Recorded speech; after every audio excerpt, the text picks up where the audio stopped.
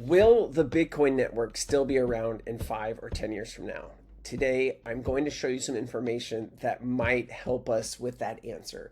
And I'm also going to give you my interpretation or my thoughts on Bitcoin after this video, towards the end of this video. But check this out. You're not going to believe this information. And I challenge anybody, if this information is somehow wrong and you want to come on and talk about how this is wrong and how you foresee it, please reach out to me and let me know. But I think we're pretty right on this. This is Quincy Jones laying out the issue of Bitcoin, and this is where we're going to start. It's a 5-minute video. I'm just going to show you about 20 or 30 seconds, and then we're going to get into this. Ready? Let's do it! I think you sort of hit the nail on the noggin because I'm about to make a world-shattering claim about Bitcoin. I'm dead serious, and people need to clip this. People need to talk about this because I need somebody smart to help me figure out the math problem to really show people the scaling problem of this.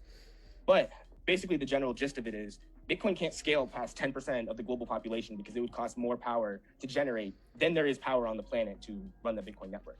That's not exactly true, but I'm going to show you how much power it is going to take. Okay, so check this out.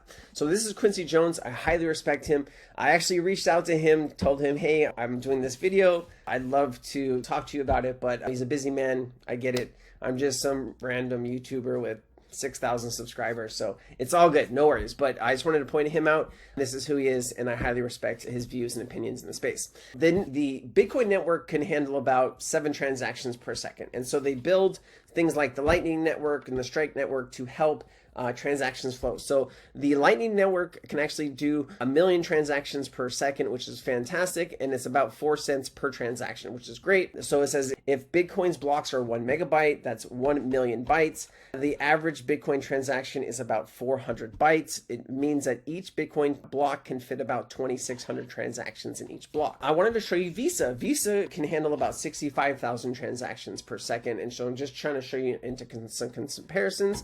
And then you have stuff like this all over the internet, right? Bitcoin mining, how much electricity it takes away and why people are worried. And so you see Elon Musk, he was saying, hey, come buy a Tesla with Bitcoin, but then he's like, oh shoot, Bitcoin's mined and it's bad for the environment, blah, blah, blah. And so he had to take that away. If you want to join our community, guys, man, we're growing fast. The link should be down and below. We do have some discounts for extended members.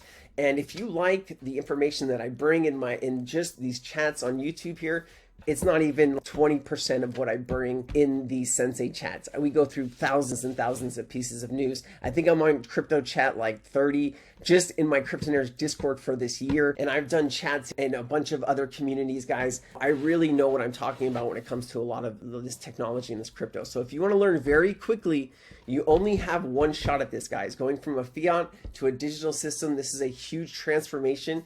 And if you miss this, you are going to be that person in the bar drunk at night saying, why didn't I listen to that crazy guy on YouTube saying that I should be paying attention to this? They want to distract us with war. They want to distract us with politics. They want to distract us with all of this stuff when the whole world is moving to blockchain.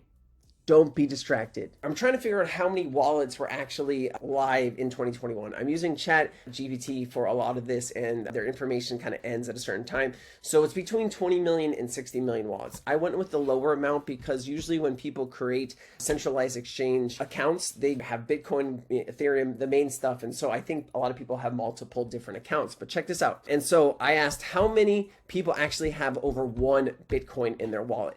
And basically in 2023, about 950,000 people actually have over 1 Bitcoin. The rest of the people have less than that. So there's just a very small group of people that are pushing Bitcoin because they have a lot to gain from it. And then you have stuff like this from the New York Times. Bitcoin uses more electricity than most countries. How is that possible, right? And then I wanted to get into this a little bit more, right? So I wanted to show you this. 1 trillion watts. Okay, a terawatt hour is a unit of energy equal to the outputting of 1 trillion watts per hour. And the reason I wanted to show you this is because of this. I said this, the Bitcoin network in 2021 had about 20 million wallets, and they required 1.21, basically 121 terawatts power to do this. And I said, let's imagine now that there's 700 million Bitcoin wallets and 10% of the population are using the network. What is that going to require power-wise? Look at this answer. Power consumptions. Power consumptions for 700 million wallets. Power consumptions, 20 million wallets. So it has a little information here. Power consumption for 700 million wallets. It has 121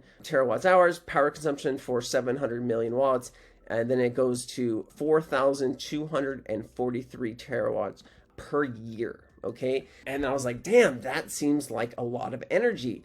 And then so it says, therefore, 700 million Bitcoin wallets used, and then it would require about this a year. And I was like, how much power is that? And so it says 4,243 watts TWH per year is a very large amount of power. For consumption, for total electricity consumption, the United States in 2020 was approximately 3,870. And it says the combined electricity consumption of the G7 countries in 2019 was 8,200. So basically, if 10% of the world started to use the Bitcoin network out of nowhere for peer-to-peer transfers or for whatever, it would require basically half of the energy coming from all of the G7 countries. Let's put ourselves in the leaders and the elites seats for a second, right? They look at this and say, God, 10%, what happens if it would go to 20%? Now you're talking pretty much all of the world's energy is being used to mine the Bitcoin network. And I think tanks, guns, and everything else would roll out before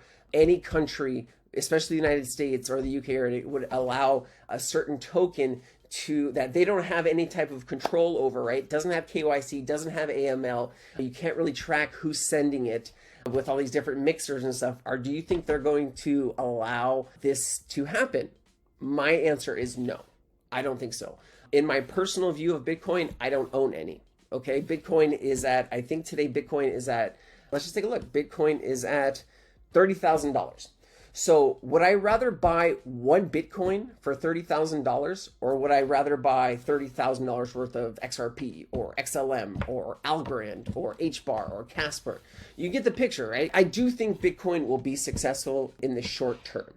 But I do think when certain global regulations come in 2024, 2025, there is going to be some words said about Bitcoin. And I don't want to be holding that bag when certain countries or G7 or G20 countries come together and they decide that, hey, we don't want the Bitcoin mining in our states or in our countries.